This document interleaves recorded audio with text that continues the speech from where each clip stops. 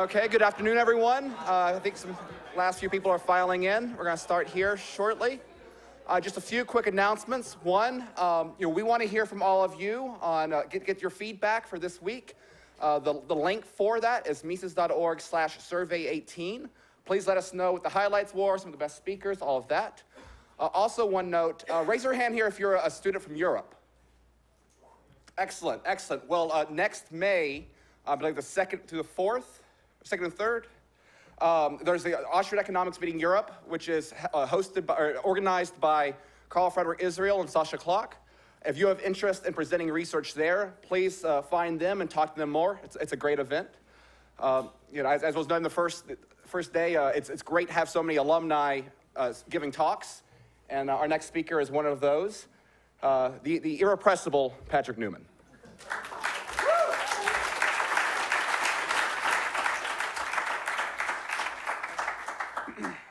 Thank you, everyone, for coming to this talk today. The title of my talk, as you can see, is Panics and Depressions in Early America. Before I begin, I just want to clarify something. A lot of people have been asking me this. No, it is not about any mental health issues of our founding fathers. Some people have been wondering. I'm not going to talk about Alexander Hamilton or any of that. We're talking about business cycles. So this is a topic that I've spent a great deal of my own research on. In fact, my dissertation was on monetary history in the United States, particularly the late 19th, early 20th century.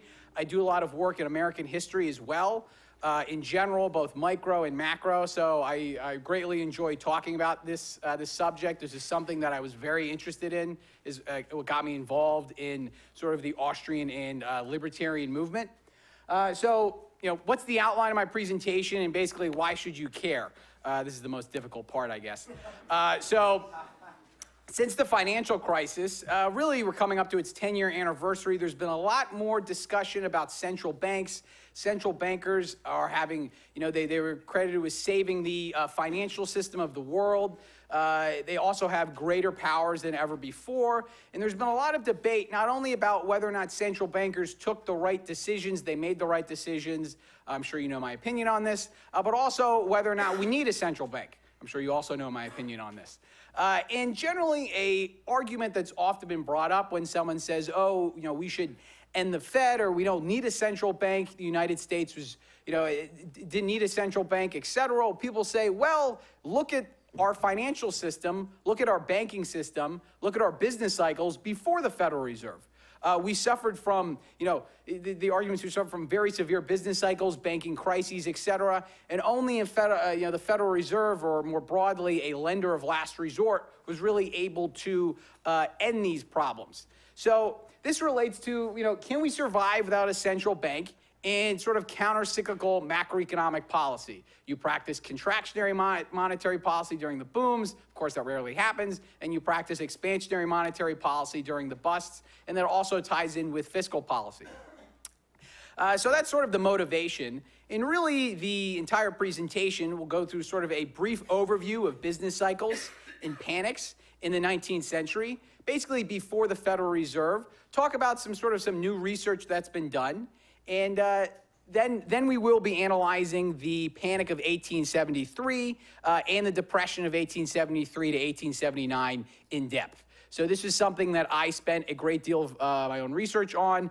This is one of my favorite topics, periods to discuss. In particular, the Depression of 1873 to 1879 is officially the longest recession in American history, at least defined by the NBER.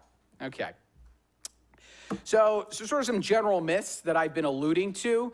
You frequently hear that America suffered from numerous sort of severe business cycles and banking crises before the Federal Reserve. So there are the major ones: the Panic of 1819, the Panic of 1837, 1857, it's kind of like every 20 years, 1873, 1884, 1893, 1907, and then there's purportedly smaller crises, smaller recessions, sort of all mixed in. In contrast, since the Federal Reserve, we've really only had two major severe financial crises, at least according to general convention, and that's the Depression, the Great Depression, and the financial crisis.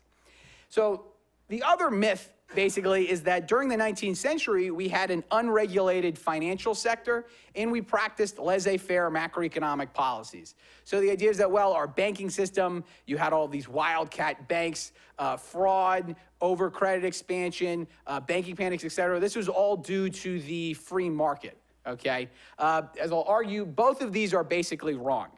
In reality, you actually look at the business cycles, new data shows they were not as severe as before, along with banking crises, as well as the financial sector and the banking sector. There actually were many perverse regulations that really contributed to a lot of these problems.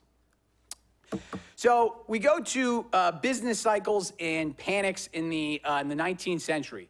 So one of the main things, especially with the NBER, is that it's really coming to light is that older analysts basically relied on faulty economic data.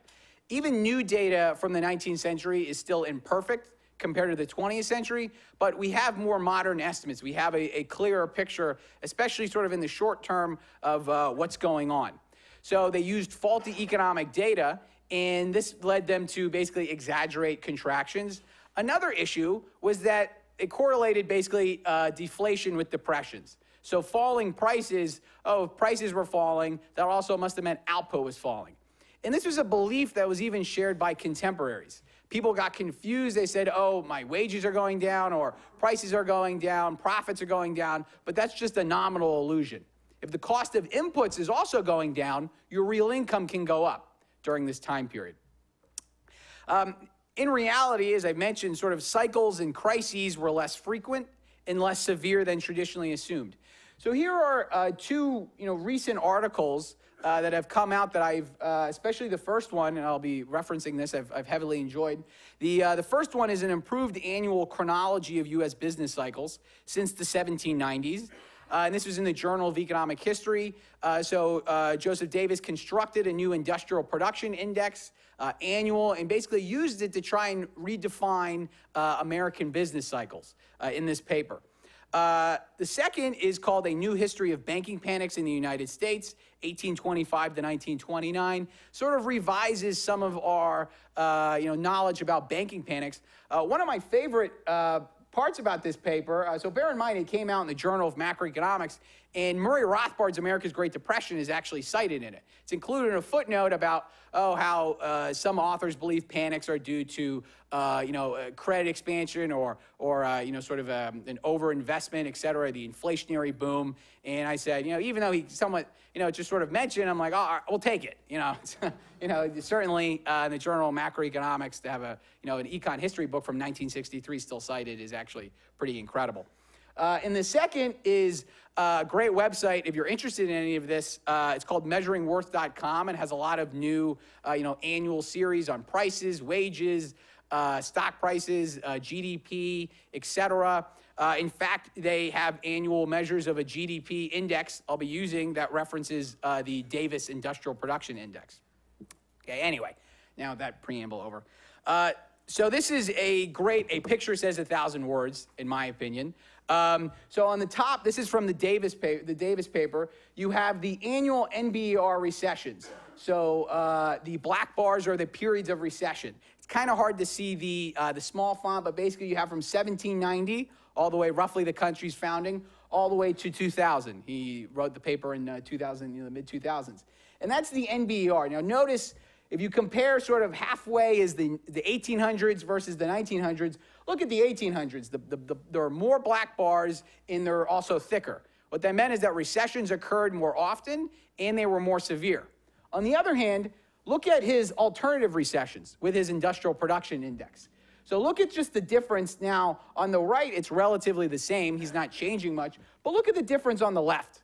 It's tremendous with this new industrial production index. There are whole recessions that are basically removed, and the recession severity greatly shrinks. Okay, this is something that's highly illuminating. And so each recession is whenever there's a decline in annual industrial production. Now, if you notice in the middle, there's sort of those teal-blue bars in both those charts. That's where the 1870s are, and that's what we'll sort of be talking about. As I'll sort of argue, and this is what Joseph Davis has argued elsewhere in his paper, the recession or the depression of 1873 to 1879 really only lasted until about 1875. There was no 6-year period of malaise. In fact, an older sort of myth referred to the fact that there was a long depression from 1873 to about 1896. So you had this 20-year depression of this grinding impoverishment, et cetera. That's completely a myth, and that's sort of been revised. Okay. So we look at basically business cycles in panics in the 19th century, sort of the general theoretical framework that I'll be using, and this is something that I think is won't be too controversial, is that basically they're due to government intervention. And the general framework, sort of from an Austrian perspective, is you have various policies and regulations. This might be a central bank, or this might be some other policy the government is undertaking. This will incentivize credit expansion.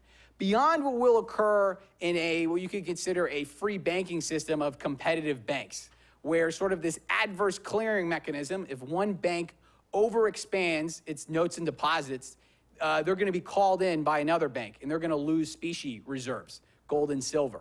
Okay? So in a free banking system, this is something that Mises and Rothbard have emphasized, credit expansion is relatively contained.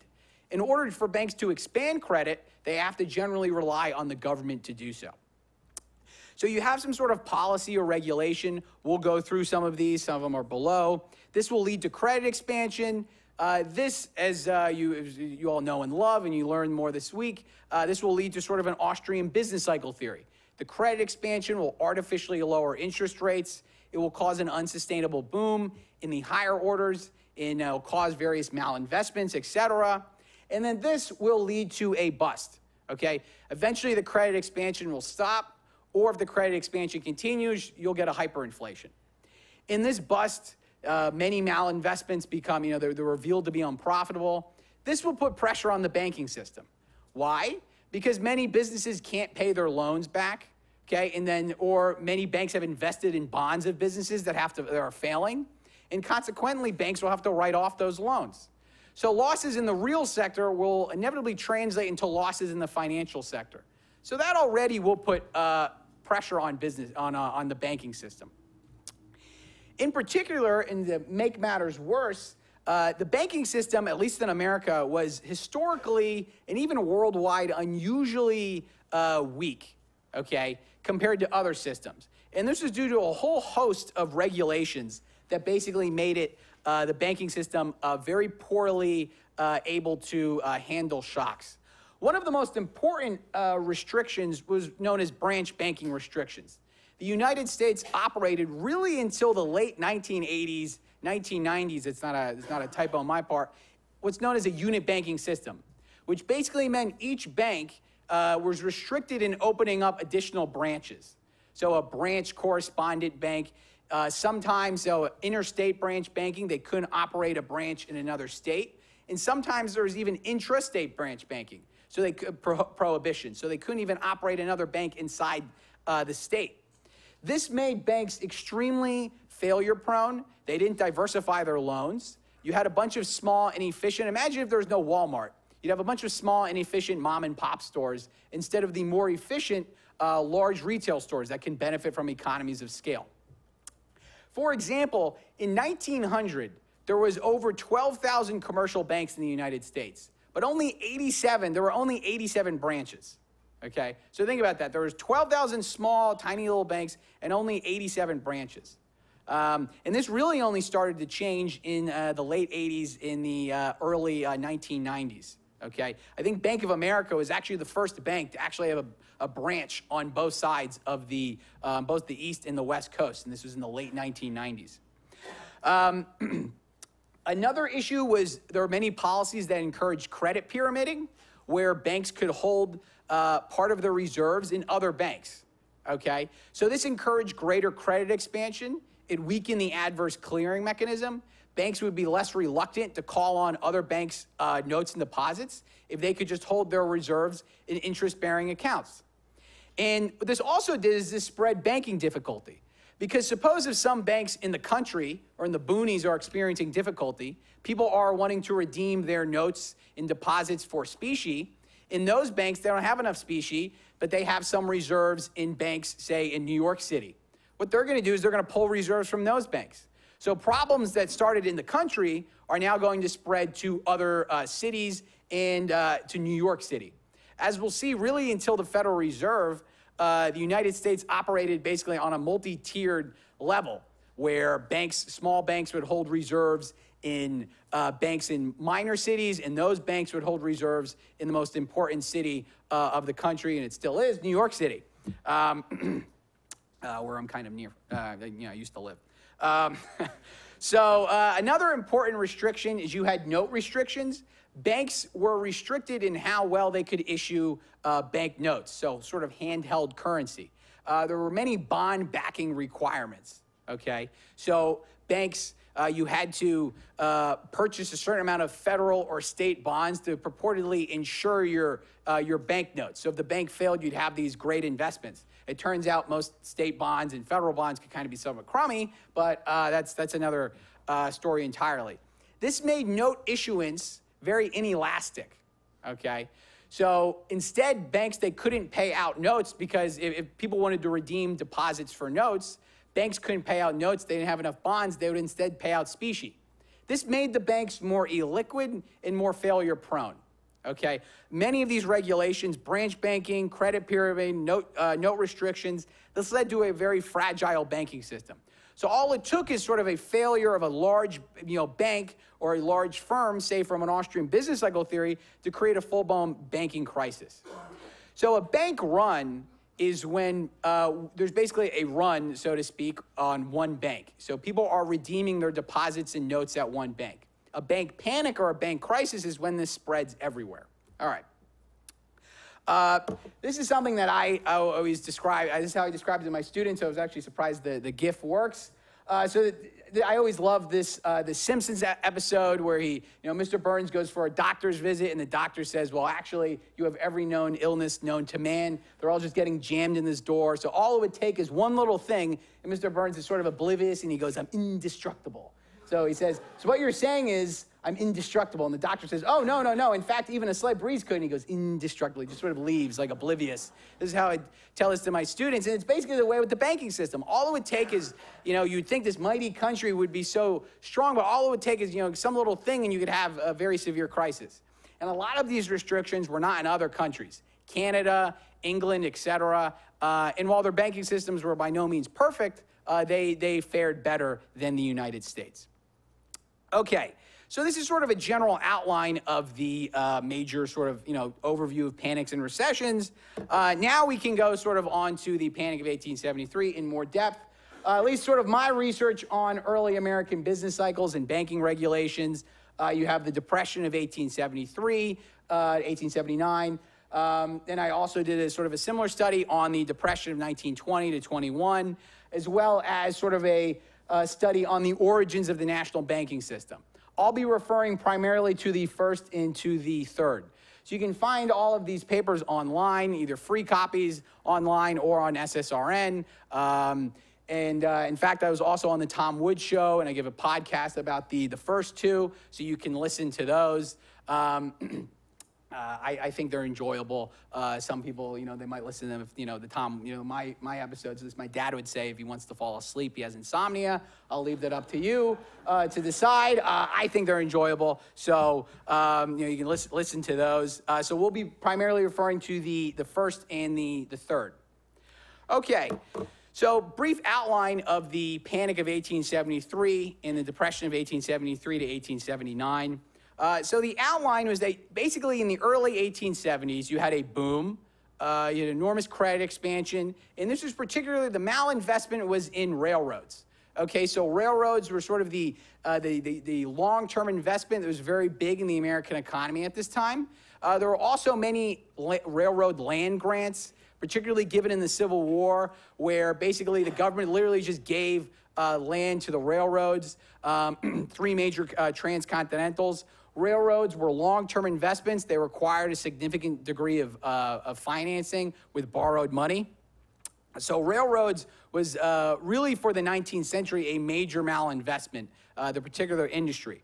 So I sort of argue that this boom in the early 1870s was due to credit expansion following the creation of sort of this quasi-central bank or quasi-central banking national banking system, which was instituted in 2 laws in 1863 and 1864. Okay, and there's also, as we'll talk, a later tax that was instituted. But this was the system that we had before the Federal Reserve. And something I'll also mention is that this system, much like the Federal Reserve, was due to sort of special interest in private bankers.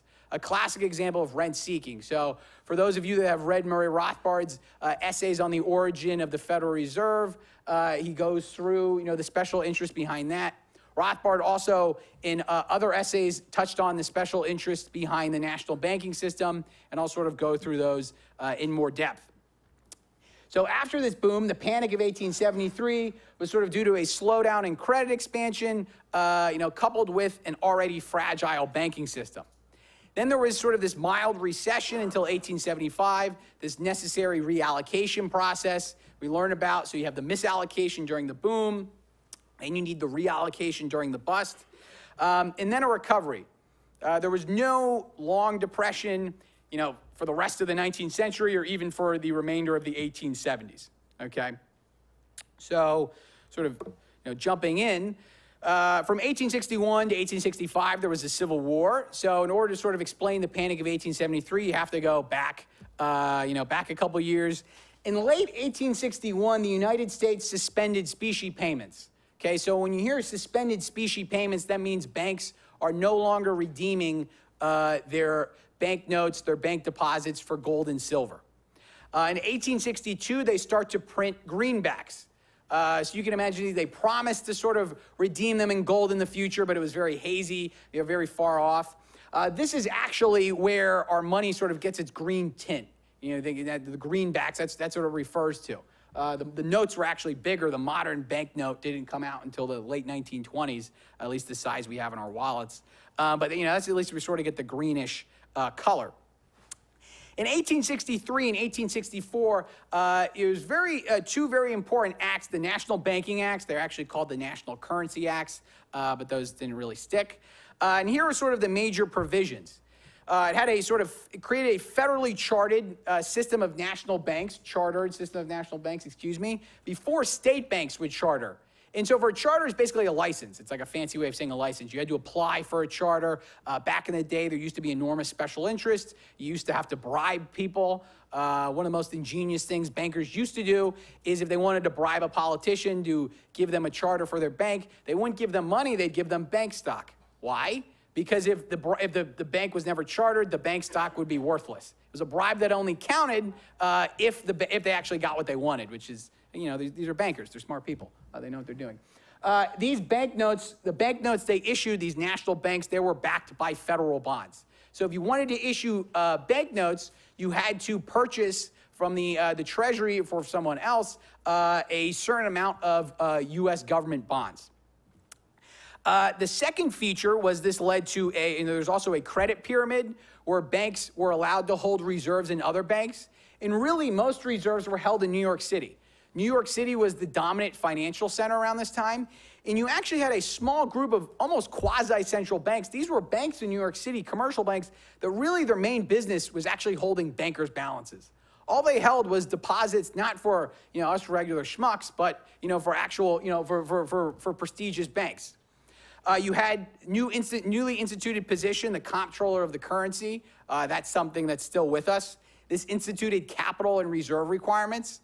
Okay, capital requirements, you had to have a certain amount of equity. You hear about this a lot after Dodd-Frank. This actually acts as a restrictive barrier to entry because if you have to have $50,000 to start a bank, back then that was a lot of money. If you didn't have that money, well then tough, kind of. You couldn't operate a bank in a particular city, as well as reserve requirements. And most importantly, they continued sort of all these are very important, but one that significantly, they continued the unit banking system due to sort of like 1 to 2 words in the legislation. The unit banking system from before was continued. So basically, you had a bunch of things, new laws. This is going to be very surprising. They don't really correct any prior problems caused by government intervention, but they caused their own problems. So I know this might sound very novel to you, but this also occurred in the monetary realm. So one thing I always like pointing out, this is a great sort of special interest. You have the investment banker Jay Cook of the Philadelphia-based banking system, investment bank Cook & Co., and Secretary of the Treasury Salmon P. Chase. So Jay Cook and his brother Henry, Henry ran a bunch of newspapers, and they have supported Salmon P. Chase in a lot of his political endeavors. He used to be governor of Ohio before for a long period of time. When Abraham Lincoln takes office, they successfully lobby to make their friend Treasury Secretary, which is an important position. And then, coincidentally, I guess maybe like a year after, Chase grants Cook & Co., he was very impressed also by how they could sell bonds, the monopoly on selling federal bonds to the public. Cook & Co. had this great idea. He was really, Jay Cook and Cook & Co., they're really the first people to realize that, hey, we can mass market a whole bunch of patriotic appeals, market them to the regular people instead of just rich people, these bonds. So Cook & Co. got this monopoly on selling federal bonds, which was obviously, you could say, quite nice for him. And then also coincidentally, I guess after, Cook then supports Chase's plan for a national banking system. Why? Because you have a bunch of new banks. If they want to issue notes, they have to buy bonds. Who are they going to buy bonds from? No, that guy, Jay Cook, Cook & Co. And they propagandize, they schmooze with a lot of senators. They have this whole newspaper blitz, et cetera. And then the first act in 1863 basically barely squeaks by. It gets passed. And then Cook sets up his own national banks, including those in New York City. Just to give you an example, in 1870, aside from his investment bank, he had a lot of commercial banks. So you sort of had a House of Cook. Sometimes you hear about a House of Morgan. Particularly the Fourth National Bank of New York City was a Cook-owned bank, and it was the first largest bank in terms of total assets, and the second largest bank in terms of total banker balances.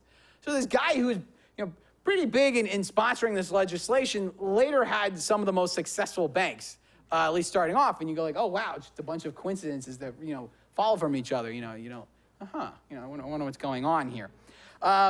Here's a great letter from Henry to his brother, and this is after, sort of the bank bill sort of passes. And Henry says, "It'll be a great triumph, Jay, and one to which we have contributed more than any other living men. The bank bill had been repudiated by the House. It was without a sponsor in the Senate, and it was thus virtually dead and buried when I induced Senator John Sherman to take hold of it, and we went to work with the newspapers." Okay, so he's like, well, when I convinced the senator and then we had a bunch of great stuff in the newspapers, then it was successful. Okay. I am very sure that Chase appreciates our efforts and knows, though he can never know fully, the value and efficiency of our services. And this isn't just the Cook brothers actually talking high and mighty about themselves. In an undated letter, Senator Sherman basically confessed the exact same thing to his wife. He wrote, oh yeah, the Cooks were very influential in this. And I've always taken this as pretty much a slam dunk case because I've never heard of a scenario where a politician has lied to his wife. So, it seems, especially about monetary matters, it seems as though, this is very, pretty much open and shut case. We move on to the boom. And shortly after, there was sort of some contractionary monetary policy. Try to return to specie payments wasn't very successful. So from 1865 to 1867, the money supply was roughly constant. Then from about 1867 to 1870, there was sort of some limited credit expansion. The money supply, and this is M3 actually, only increased by less than 3% a year. Not very significant.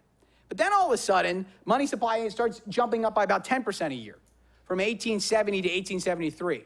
So you have a period of basically roughly constant money supply after the Civil War, and then it just jolts up. And why was this? Well, this was because the national banking system had matured, and banks by that time had sort of been fully loaned up. They had spread all of the reserves, or they counted the reserves as deposits in other banks, and the bank reserves could spread out to other national banks or to, more importantly, state banks, so those banks that were still chartered by the state. And so this basically allowed for greater system-wide credit expansion.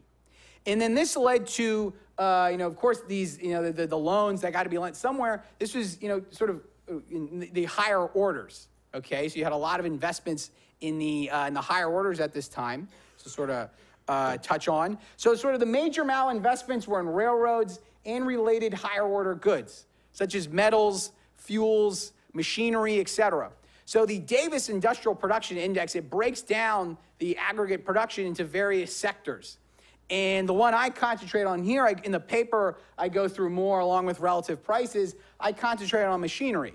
Why? Because one of the major figures in the machinery index is locomotives, which you got to have for trains, at least a good train, I would think, good railroad. You have to have locomotives.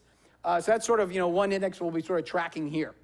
And the price indices and the production indices show the relative movements in sort of consonant with Austrian business cycle theory. Greater increase in the higher orders and sort of this tug of war that develops later on between the lower orders and the higher orders. Just to go through some figures, so we've been through the money supply before in this 4-year period, the enormous jolt in the money supply, GDP increased from about 3% a year, these are all per annum or yearly figures, to now about over 7% a year. The CPI, just an index, the consumer prices, those were falling by about 4% a year in the late 1860s, and now it's only falling by about less than 3% a year. A lot of people would say that, oh, there's no inflationary impetus, you actually, prices weren't rising, they were falling. But of course, from Austrian business cycle theory, we know that inflation isn't really the rise in prices, it's the rise in the money supply. And the credit expansion causes prices to fall by less than what they would have in absence of the credit expansion. So you can still see, there's sort of a malinvestment, credit expansion, et cetera, brewing, and this would have eventually translated into higher prices. You can't keep ramping up 10%, per year monetary expansion. Just look at the machinery index. It jumps from about 6% a year growth, which is, sizable growth, to 11%, over 11%. That's an enormous increase. I guess they were making a lot of locomotives, during this time period. So the good times can't last forever. Problems will surface up. And this is what happened really beginning in sort of late 1862, 1863. So you have the panic and the recession. So there's sort of the end of the boom around this time period, a lot of investor uncertainty. Railroads, they're not looking as profitable as a lot of people thought they were, the initial promoters. So again, sort of explaining the transmission mechanism from Austrian business cycle theory. You have a slowdown in credit expansion. That leads to a decrease in railroad profitability. Businesses can't borrow, sort of that distress borrowing to continue their projects. And the higher interest rates reduce the present value of projects, okay, especially long-term investments. This leads to a decrease in the value of railroad bonds and of loans made to railroad companies. Banks have to write these off. This increases bank losses, pushes them closer to insolvency, okay, when their equity is less than zero. So what if it's sort of like this, sometimes, people get what's coming to them. So, who do you know, like just failed?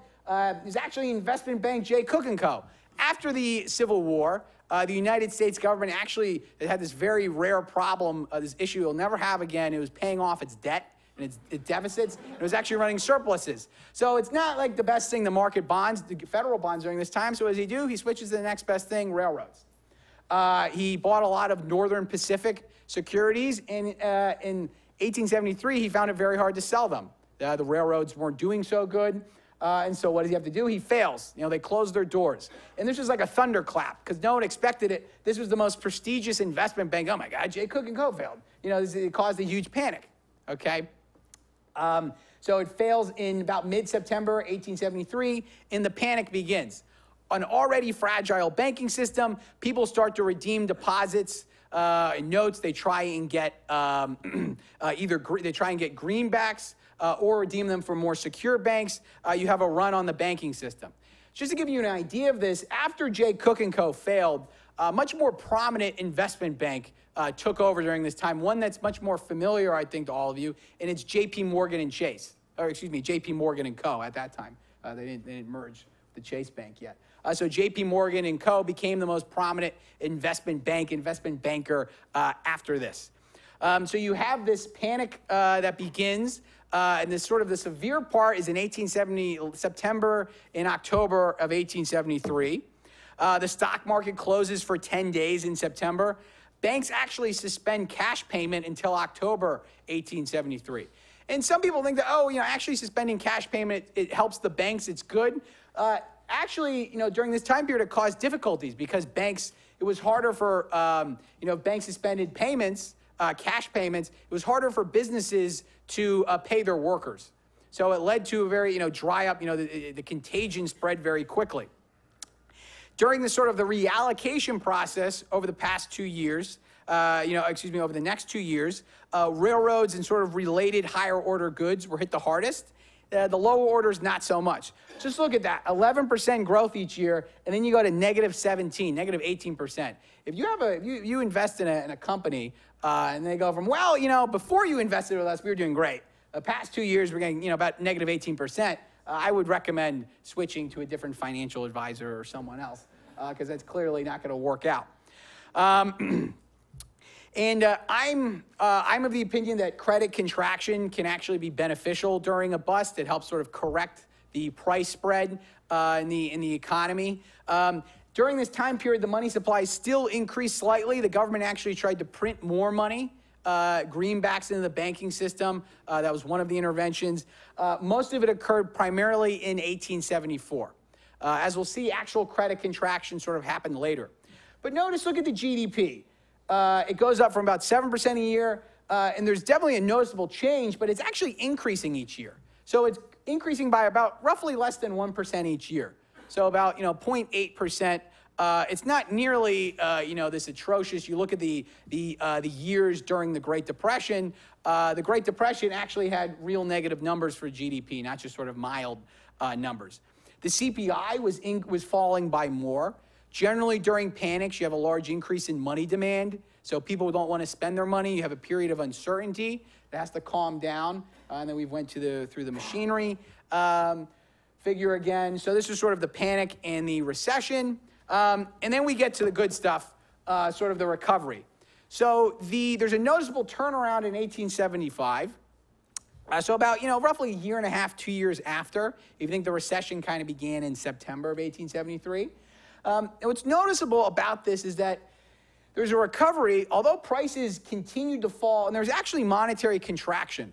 There's a lot of bank failures, particularly among non-national banks and mutual savings banks. And there was sort of laissez-faire countercyclical policy. There's no fiscal stimulus. In fact, there was actually some mild contractionary monetary policy to try and help the country return to the gold standard, which it did in 1879. And there was enormous nominal illusion sort of from deflation. As we'll sort of look at the figures, prices were falling, stock prices were falling, wages were falling, incomes were falling, profits were falling, interest rates were falling, et cetera. And this fooled contemporaries because they mistook it sort of a nominal illusion for a real illusion. People didn't realize, oh, my income's going down, but hey, the prices at the grocery store, they didn't really have grocery stores back then. At the general store, everyone's played Oregon Trail, right? So like the general store, they're also falling. Along with businesses. Oh, my output prices are falling, but guess what? My input prices are also falling. Here's an old historian who's had actually a very negative opinion of the Depression, but this is a great quote. It says, contemporary appraisals of the intensity of depression tended to be the more alarming by their very vagueness and contribute to the prevailing pessimism. Basically, no one knew what was going on, and everyone's just kind of negative. And that naturally sort of reinforces itself. Because if you think our faulty statistics, in the 1950s, had a misleading picture of this depression, the statistics back then had a very misleading picture. New York unemployment was estimated by a charity organization in 1873 at 25%. Which you think, oh, this is enormous, this is atrocious. But here's what they did. Basically, they counted all the people who went to their charity over the year, and they divided it by the total labor force. So that mistake's, okay, they're feeding children. They're also feeding women who weren't be considered in the labor force. And they're also not considering that, the same poor guy who's going to them in January might also be the same poor guy who's going to them in June. So it's not like a separate person. It's like this 25%. Again, unemployment statistics back then, you kind of make stuff up. But again, you just think about it, you hear about it in your news, you're like a poor farmer or a poor mechanic or artist, and you go, 25%, things must be terrible. The Chronicle newspaper also had unemployment figures of job losses in particular industries like construction, et cetera. That was actually greater than the total amount of workers in construction or like in certain industries. So it's like, I guess you have, people negative, clearly doesn't make sense. There's no doubt that people during this time period were mad. There was a railroad strike in the late 1870s, but sort of mad at what? And what some new historians have been arguing is that, well, this was the beginning of the Second Industrial Revolution. You had enormous change, the movement to large-scale farms, the movement to sort of these large trusts. I'll be talking about them tomorrow, these new businesses swallowing up the mom and pops stores. You had the growth of the department stores. You also had inequality where now you can, oh, I'm just some poor farmer, but you can see this robber baron who becomes very rich. I don't think there's a problem with that, et cetera. It's just more visible. So the people get mad. What do they get mad at? They get mad at the economy. Just to get mad at stuff, I guess. So, I mean, if you look, actually, what's incredible is from about, that should be about the one on the right, 1875 to 1878 or 9, depending on the figure. So you look at the money supply from 1875 to 1878, the money supply, M3, actually declined by roughly about 3% each year, which is pretty incredible. It's one of the most prolonged monetary contractions. It's one of the sharpest monetary contractions outside of the Great Depression. But look at GDP. GDP goes from less than 1% growth each year to now 4% growth. So, you hear about in the news, like, oh, can we get 4%? Can we get 3%? Well, they got 4% here, and, they're doing pretty good. It's not as high as 7% during the boom, but it is higher than the 3% in the late 1860s. And no one was considering that a depression. Prices were still falling. Railroads were still hard hit. You only had about 1% growth. But that's just sort of a malinvestment. Again, these were tough times. Or at least, for the railroads, there's still a malinvestment industry. You still had some liquidation going on, et cetera.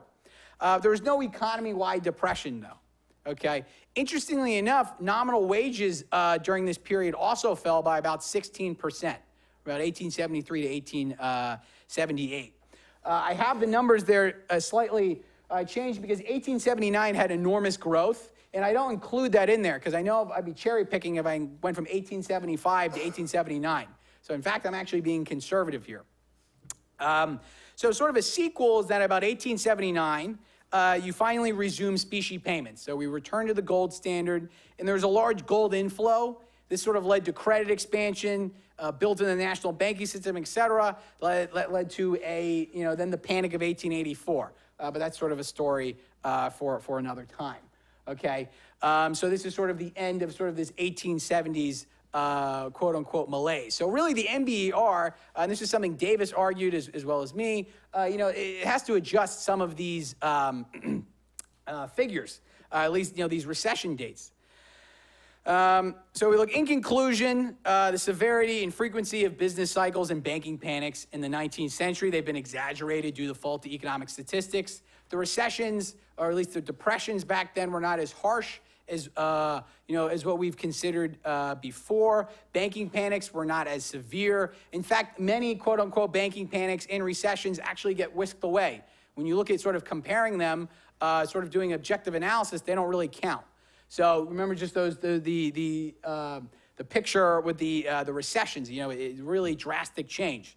And what problems that did occur, they were not sort of due to laissez-faire, but instead these misguided government regulations, particularly the national banking system, branch banking restrictions, et cetera. And perhaps more importantly, the Panic of 1873 and the Depression of 1873 to 1879 is a classic example of this, and you should tell all of your friends about this episode if they ever ask about this stuff. So thank you very much for listening, and I appreciate your time.